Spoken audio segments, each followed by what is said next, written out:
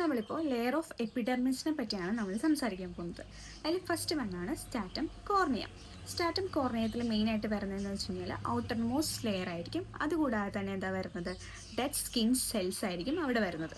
അതുകൂടാതെ തന്നെ നമുക്ക് നല്ല പ്രൊട്ടക്ഷനും കിട്ടുന്ന ഒരു സ്ഥലമാണ് സ്റ്റാറ്റം കോർണിയ.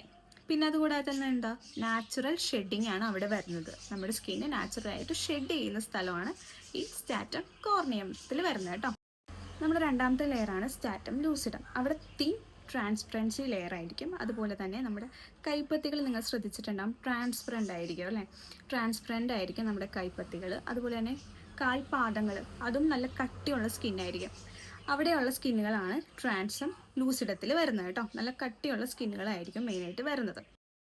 നമ്മുടെ മൂന്നാമത്തെ ലെയറാണ് സ്റ്റാറ്റം ഗ്രാനുലിസം. അതിൽ മെയിനായിട്ട് വരുന്നത് എന്താ, കെരാറ്റിൻ ഫോർമേഷൻ സ്റ്റാർട്ട് ചെയ്യുന്ന സ്ഥലമാണ് ഈ സ്റ്റാറ്റം ഗ്രാനുലിസം. അതുപോലെ തന്നെ സെൽസ് ഡ്രൈ ആവുന്ന സ്ഥലം കൂടിയാണ് കേട്ടോ ഈ സ്റ്റാറ്റം ഗ്രാനുലിസം.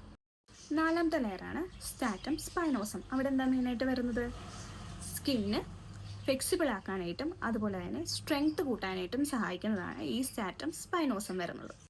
ഇനി സ്റ്റാറ്റം ജെർമിനേറ്റീവ, അതാണ് അഞ്ചാമത്തത്. അതിൽ മെയിനായിട്ട് വരുന്നത് എന്താ, ന്യൂ സെൽസ് ഫോം ചെയ്യുന്ന സ്ഥലവും അതുകൂടാതെ തന്നെ എന്താണ്, മെലാനിൻ പ്രൊഡക്ഷൻ സ്റ്റാർട്ട് ചെയ്യുന്ന സ്ഥലവും കൂടിയാണ് ഈ ലാസ്റ്റത്തെ ലെയർ സ്റ്റാറ്റം ജെർമിനേറ്റീവ കേട്ടോ. അപ്പോൾ ഇത്രയുള്ള ഇന്നത്തെ വീഡിയോ കേട്ടോ. അപ്പോൾ നമുക്ക് അടുത്ത വീഡിയോയിൽ നമുക്ക് ഇതിനെക്കാളും കുറച്ചുകൂടി ഡീറ്റെയിൽ ആയിട്ട് ടോപ്പിക്കായിട്ട് വരാം.